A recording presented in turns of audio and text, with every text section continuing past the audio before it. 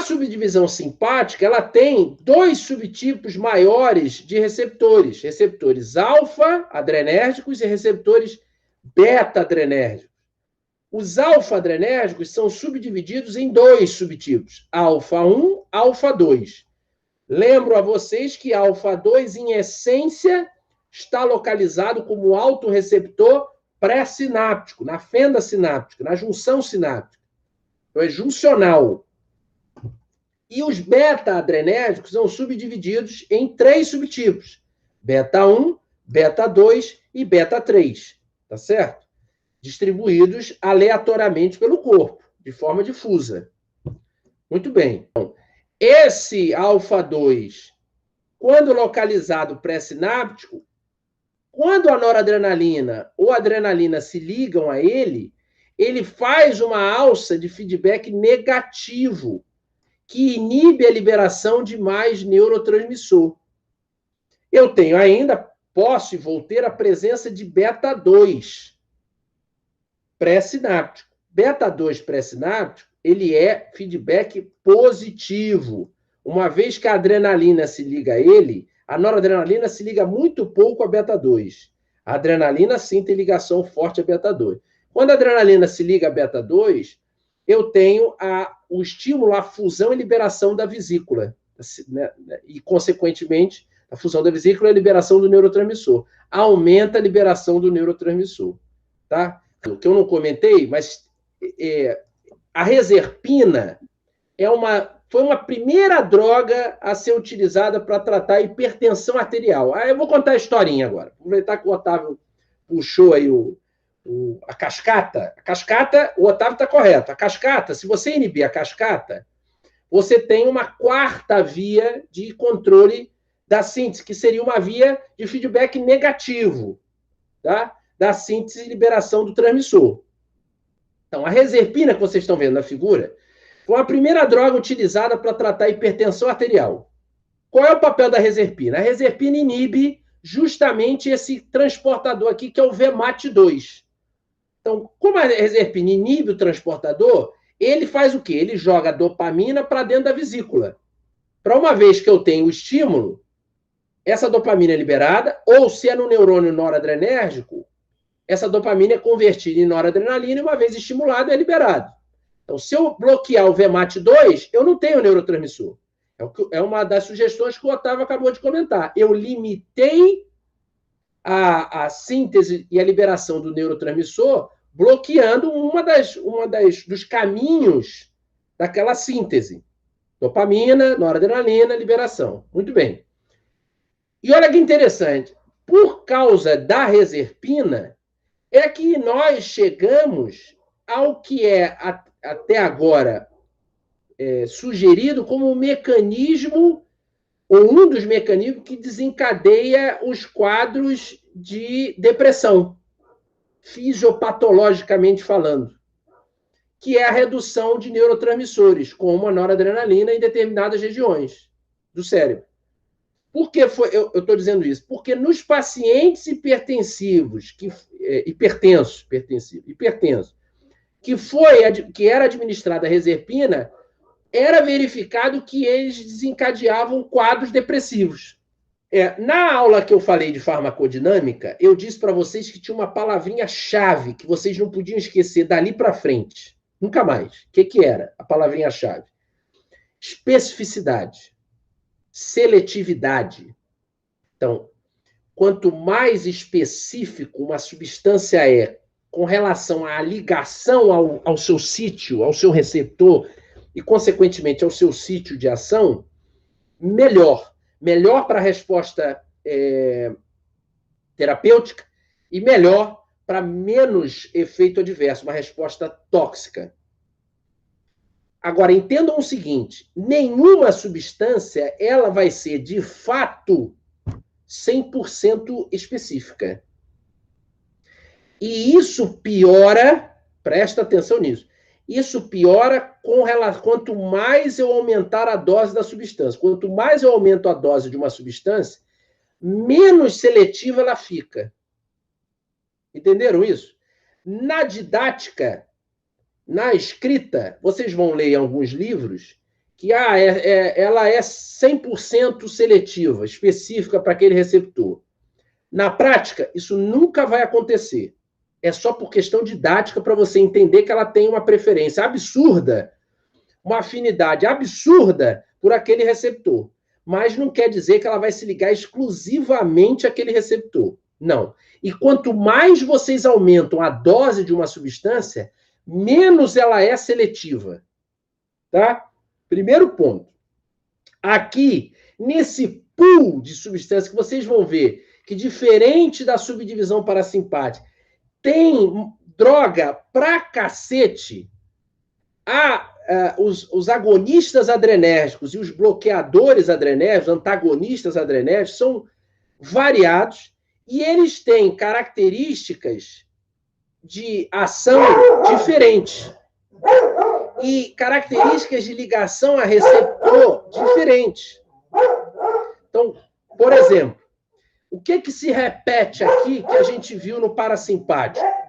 Nós vimos que lá tinham agonistas diretos colinérgicos, agonistas indiretos colinérgicos. Quem eram os agonistas diretos colinérgicos?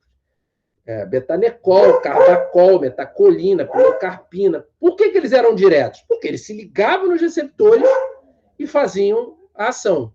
Eu não estou nem citando a nicotina e a muscarina, só esses sintéticos.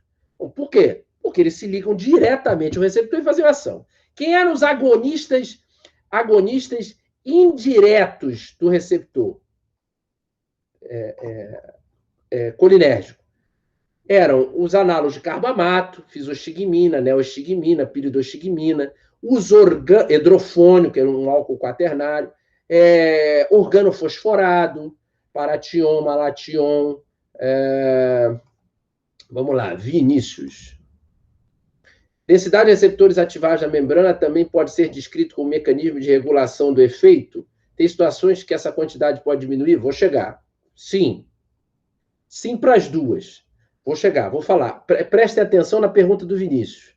Eu já vou chegar falar agora. Então, vejam. Agonistas indiretos. Tá? Nós tínhamos agonistas diretos. Que, traduzindo, era o quê? Eram inibidores da acetilcolinesterase. Era sinônimo ali. Eles inibiam a enzima, faziam um sinergismo de potenciação, inibiam a enzima não degrada a acetilcolina e você tem um maior efeito colinérgico. Ok. Aqui, nós também vamos ter essa variação de agonistas. Agonistas diretos. Quem são os agonistas diretos? São aqueles que vão se ligar aos receptores adrenérgicos alfa e beta, ou alfa ou beta, e vão provocar uma modulação fisiológica. E nós temos ainda os agonistas indiretos adrenérgicos. Quem são os agonistas indiretos adrenérgicos? São aqueles que vão provocar alterações nos mecanismos contrarregulatórios. Por exemplo, eu dei o exemplo de tratamento de depressão. Inibidores da MAO. Inibe uma enzima que degrada a catecolamina. Inibidores da MAO são agonistas indiretos adrenérgicos. Cocaína. Olha aqui, ó, na figura, cocaína. Cocaína é um anestésico local, tá? Foi o primeiro anestésico local a ser descoberto. Eritroxon-coca, né? A espécie vegetal a qual ela é extraída, é um potente anestésico local, até por isso o teste do pozinho branco na ponta da língua, anestesia a língua, então você sabe que é cocaína. Mas a cocaína ela tem propriedade de ser um agonista indireto adrenérgico, por isso ela é um estimulante, por isso ela é usada como droga de abuso. Porque ela inibe o recaptador de noradrenalina, o NET. E por ela inibir o NET, ela aumenta a descarga simpática, como consequência modulando funções fisiológicas dessa exacerbação simpática. Então a cocaína também é um agonista indireto. Quer outro agonista indireto? Análogos de anfetamina, tá? O êxtase, a Ritalina, Femproporex, Mazindol, Anfepramona. Essas moléculas são análogos das anfetaminas, muitos usados usados na obesidade, utilizados como recurso de tratamento para transtornos, déficit de atenção e hiperatividade, narcolepsia, ou mesmo de forma ilícita para euforia e recursos cognitivos, ampliação de recursos cognitivos. Então, essas moléculas são agonistas indiretos adrenérgicos. Outro exemplo de agonista, inibidores de CONT. Entacapona é um inibidor importante da CONT, é utilizado, tem diversas utilizações no Parkinson, tem outras utilizações, é um agonista indireto. Por quê? Porque está inibindo uma enzima que degrada a adrenalina, a noradrenalina, a dopamina. Então, está exacerbando de forma indireta. Vocês já entenderam aqui o enredo que eu quero chegar? Então, aqui eu também tenho agonistas diretos e agonistas indiretos. E eu tenho mais. O terceiro tipo de agonista adrenérgico, o misto. O que é o agonista misto? É aquele que faz vez de agonista direto e faz vez de agonista indireto. Exemplo, a efedrina, pseudoefedrina, que é um importante estimulante. Há um tempo atrás era utilizado conjuntamente com antihistamínico, ainda é utilizado com alguns antihistamínicos. Por exemplo, vocês pegam antihistamínicos que recebem uma denominação após o nome com a letra D. Então, fexofenadina, Alegra D, Bastel eu acho que também tem, loratadina, todos esses que ganham D, esse D significa que tem a presença de pseudoefedrina. E esses casos, por exemplo, o Alegra D, vocês não conseguem comprar, ou não deveriam conseguir comprar sem prescrição, porque a pseudoefedrina é um estimulante central, então não deve ser vendido sem prescrição. Você pode comprar o Alegra, a loratadina, o Ebastel, normal, sem acréscimo de pseudoefedrina. Tá? Então, esse é um... pseudoefedrina é efedrina, e pseudoefedrina a gente consegue sintetizar metanfetamina. Quem via, eu não sei se alguém aí viu, eu imagino que sim, Breaking Bad. Viram a série Breaking Bad? Breaking Bad era o quê? Era uma série de um professor se junta ao aluno dele, lá em ambientes escusos, para produzir metanfetamina. Metanfetamina é um análogo da anfetamina, então é um potente estimulante central. Tá certo? É um potente estimulante central para aumentar, como agonista indireto, a neurotransmissão simpática. Está começando a fazer sentido algumas coisas na vida de vocês. E aí, pegando o gancho que o Vinícius deixou aqui,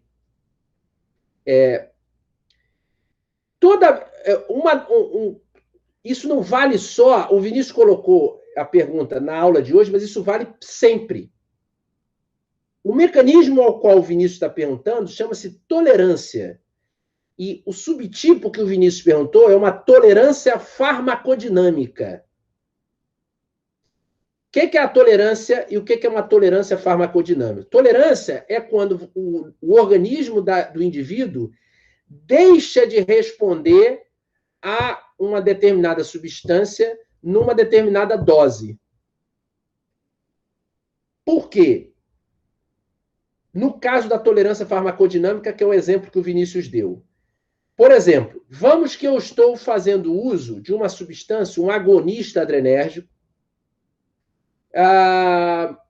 É uma terapêutica de alguns meses, eu estou fazendo uso de um agonista adrenérgico, direto ou indireto. Vamos pegar o exemplo da cocaína, que aí vocês já vão começar a entender algumas coisas. A cocaína, como eu falei, foi o primeiro anestésico local a ser descoberto. A partir delas veio a benzocaína e a procaína, até chegar às substâncias mais novas, que é a lidocaína, a bupivacaína, enfim, ipivacaína e as outras. A cocaína, ela tem essa característica de ser um potente anestésico local. Foi usado no início em anestesias locais, como, por exemplo, procedimentos... os anestésicos locais foram primeiro descobertos, ou melhor, utilizados na prática por dentistas, tá? Então, foram os primeiros, Thomas Green Morton, esses primeiros caras que descobriram os anestésicos e utilizaram os anestésicos foi para cirurgias odontológicas, porque eram corriqueiras e produziam muita dor no indivíduo. Então, era a busca ali o controle da dor sempre teve muito junto, porque na cirurgia geral, quando você tinha que amputar um membro, por exemplo, em consequência de infecções secundárias, dificilmente o indivíduo sobrevivia. Né? Então, agora na odontologia, não. O indivíduo sobrevivia, mas aquilo gerava muita dor.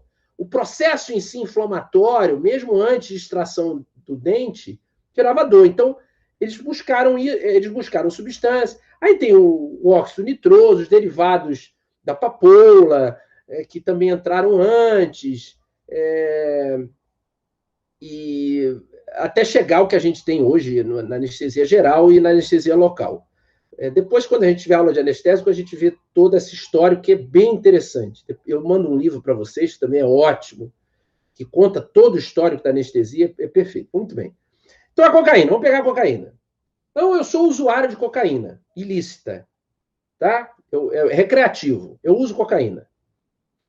E cocaína pode ser administrada, eu uso numa forma inalatória, porque é mais rápido, o fumo ou forma inalatória são as formas mais rápidas aí, tão rápidas quanto uma administração intravenosa. Né? Então, eu vou usar lá minha cocaína, estou usando a minha cocaína. O que acontece? A primeira vez que eu usar, eu nunca fui exposto. A primeira vez que eu usei, o que aconteceu? Ela é uma droga que vai inibir um recaptador, ou recaptadores, de neurotransmissores. Isso, central, tá? Cérebro. Vejam, nós temos uma homeostase central, neuronal, delicada, que tem um ajuste muito fino. Qualquer alteração para mais ou para menos nessa homeostase vai proporcionar alterações centrais e periféricas, fisiológicas. Muito bem. Então, a primeira vez que eu utilizei a cocaína, o que é que ela fez? Ela foi lá na sinapse, inibiu o NET. Então, eu tive uma descarga noradrenérgica forte, mais forte do que o normal, que me proporcionou alterações fisiológicas de aumento da pressão arterial, com aumento da frequência cardíaca, da força de contração, com alterações de broncodilatação pulmonar, então aumentou a minha capacidade respiratória, aumentou a liberação de glicose das minhas glicogenólise, com liberação de glicose das minhas reservas hepáticas, musculares, maior trabalho muscular, e central, eu tive menos fadiga, mais disposição, eu fiquei mais alerta, eu fiz midríase, eu ampliei meu campo de visão, então eu me senti mais ativo. A primeira vez que eu usei, eu senti isso. Quando esse efeito passa, e eu tenho o retorno ao que era a minha homeostase anterior, ela não é aquele efeito, aquela viagem, como é dito, boa, passou, eu meio que entro num quadro de, eu quero comportamentalmente falando, eu entro num quadro e eu quero experimentar mais. Agora, fisiologicamente, o que começa a acontecer? E aí vem a pergunta do Vinícius. Quando eu bloquear, e se eu bloquear muito tempo, por muito tempo, muitas vezes, quer dizer, se eu ingerir de novo, administrar de novo, eu vou diminuir, eu vou bloqueando essa recaptação e vou aumentando a liberação do transmissor. Quanto mais transmissor eu tenho na fenda, mais transmissor pode se ligar aos receptores pós-sinápticos. Está aqui, pós-sináptico. Mas entendo, há um equilíbrio, há uma homeostase fisiológica. Quanto mais você estimular um receptor sem parar, o que é que o organismo, esse sistema, esse computador que é o organismo, entende? Que essa estimulação não é adequada. Então, o que ele começa a fazer? Ele começa a fazer um processo de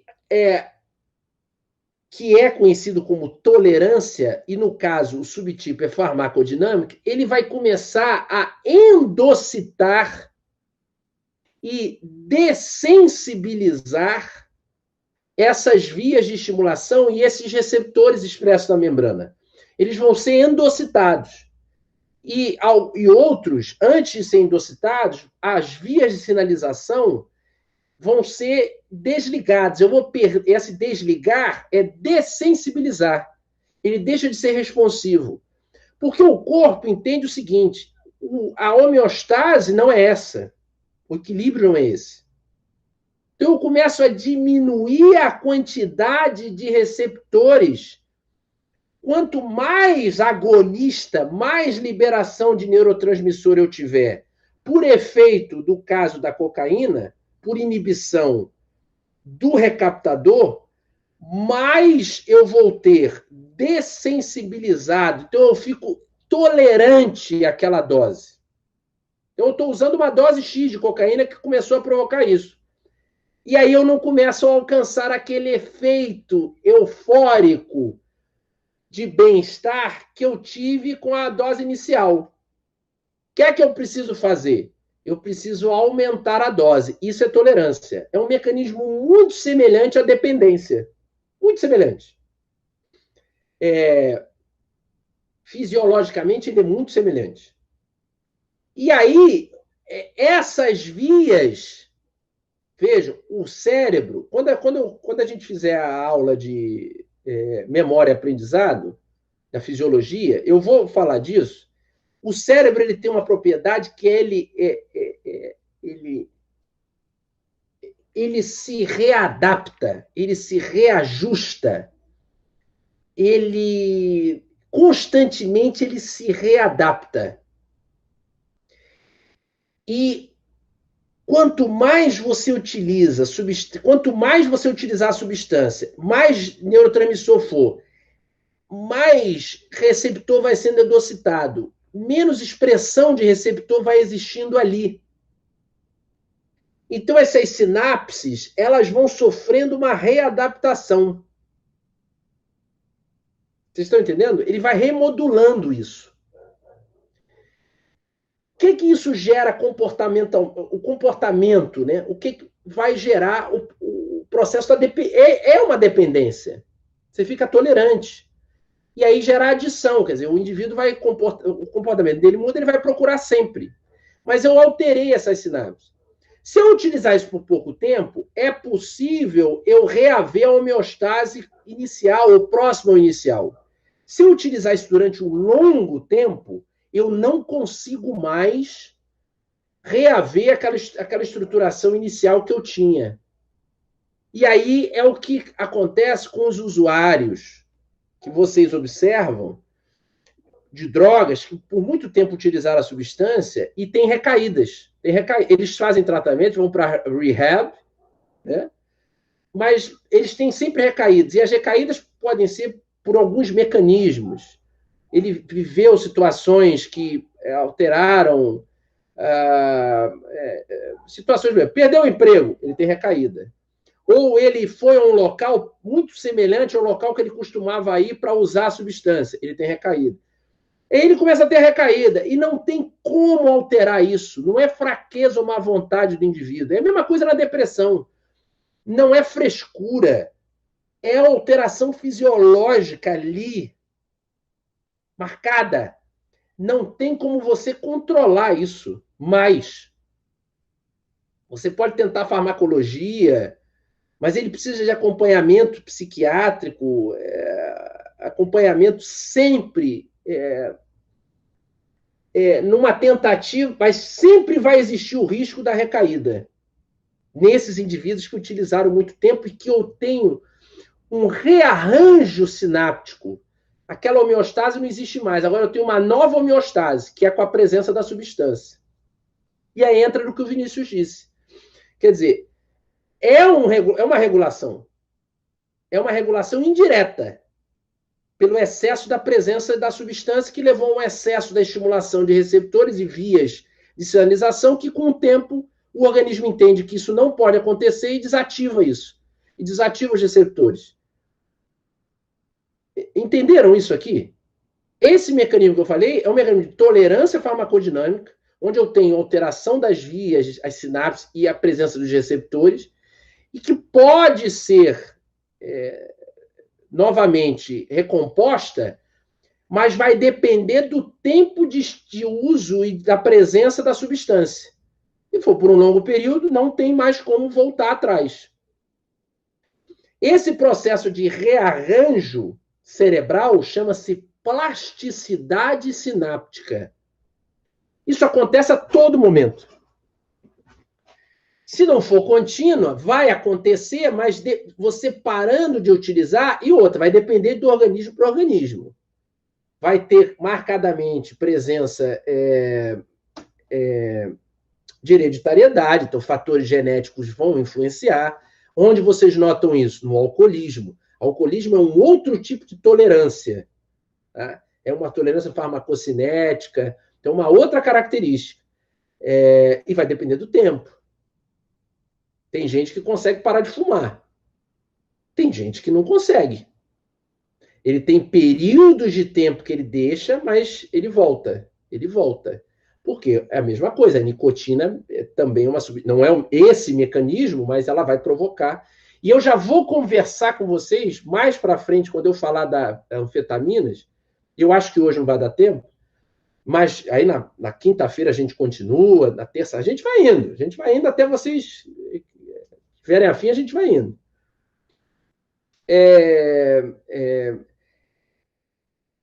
Essa descarga de neurotransmissores vai afetar uma região do cérebro que é o centro do prazer cerebral. Esse é o lance.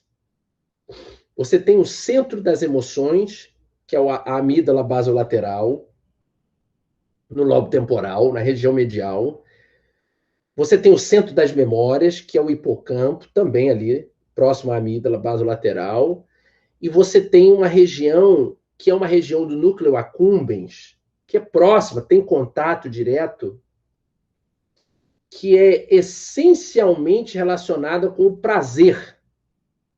Prazer, e aí o prazer distribuído, porque essa região do núcleo accumbens, a área tegmental ventral, ela vai se comunicar com diversas outras regiões do cérebro, o hipotálamo, quer dizer, com o sistema límbico, né? Em essência, mas com regiões frontais, mesocorticais, enfim. Que vai estar relacionado, olha, apetite. Então, quando a gente come, o prazer de comer, relacionado a comportamento, ao prazer de comprar. Vai estar relacionado com, e aí, processos patológicos de comportamento, por exemplo, cleptomania.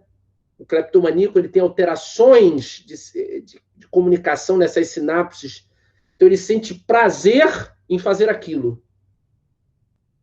Está entendendo? Então a coisa é muito interessante, essa parte é muito interessante. Tá?